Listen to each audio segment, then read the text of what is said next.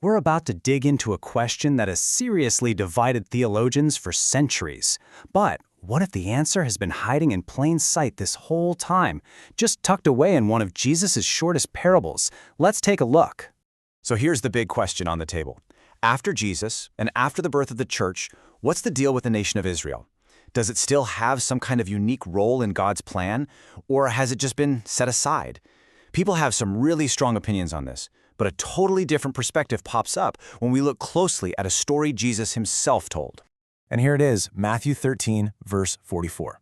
A super simple story, right? A man, a field, a hidden treasure. On the surface, it seems pretty straightforward, but every little piece in this story is a symbol, a key, that might just unlock a much, much deeper truth. Okay, so the interpretation most of us have probably heard is that you are the man, and that treasure is the gospel or your own personal salvation. And that's a beautiful thought. But what if that's not what Jesus meant? Theologians like Chuck Missler and Arnold Fruchtenbaum, they argue for a totally different reading, one that's actually rooted in Old Testament symbolism. They suggest the treasure isn't salvation at all, but the nation of Israel itself. So to really get where they're coming from, we have to start by decoding that first and most important symbol in the verse, the treasure. So here's the thing you gotta know. Symbols in the Bible are incredibly consistent.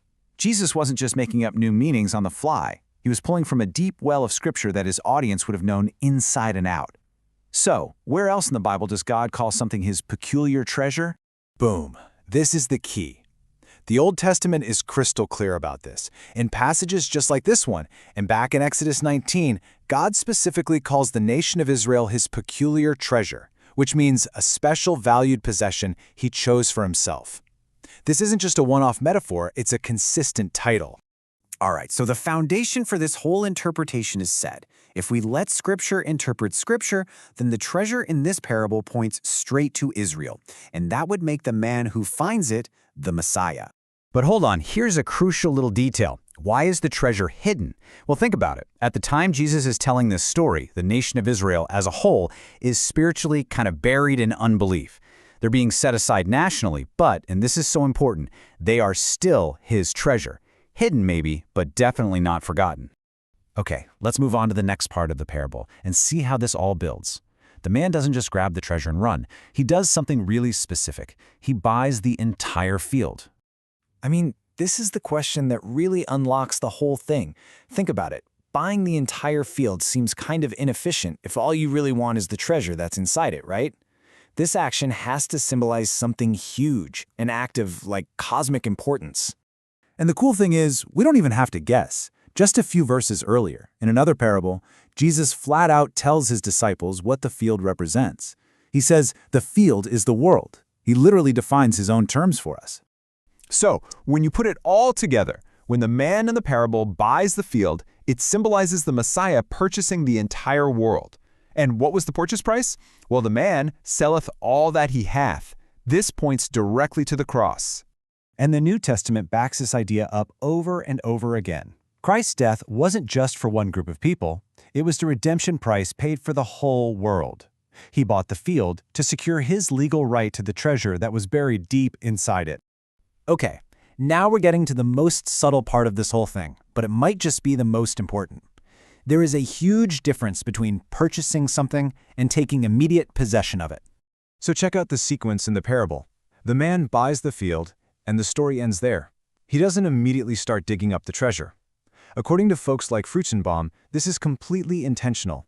The purchase was completed at the cross, but the national restoration of Israel, the unhiding of the treasure, that's a future event. So what happens in the meantime? What's going on between the purchase and the final possession? God preserves a remnant. Throughout this entire age we're in now, there is always a small group of Israel, individual Jewish people, who believe in the Messiah. They're the present-day evidence of that buried treasure. And wouldn't you know it, the Apostle Paul makes this exact same point in his letter to the Romans. He confirms that even in his day, with the nation of Israel largely in unbelief, a believing remnant still exists. God has always kept a faithful few. And then Paul just drops the mic with this definitive statement.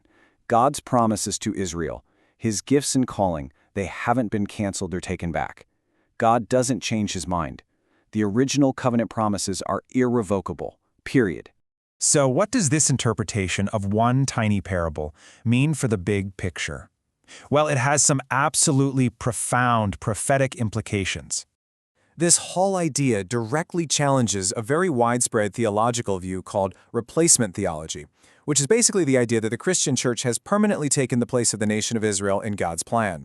If the treasure really is Israel, and it's still hidden in the field that Christ himself purchased, then the answer from this parable is a clear, emphatic no. The church hasn't replaced Israel. It seems God's plan is big enough for both Israel and the church, each with its own distinct role to play. See, the treasure will not stay hidden forever. Paul, again in Romans 11, talks about a future day when there will be this amazing national turning, a moment when all Israel shall be saved. The treasure will finally be brought out into the open for all to see. So let's just put all the pieces together real quick. It all starts with one simple verse that reveals a kind of hidden code. The buried treasure is Israel. The purchased field is the world. And the result? A powerful promise of a future restoration. This interpretation really presents a cohesive, scripturally consistent picture where God's promises are absolutely secure and his plan for Israel is far from over. It just leaves us with one final, crucial question to think about. By decoding the symbols Jesus himself used, are we finally reading this parable the way he truly intended?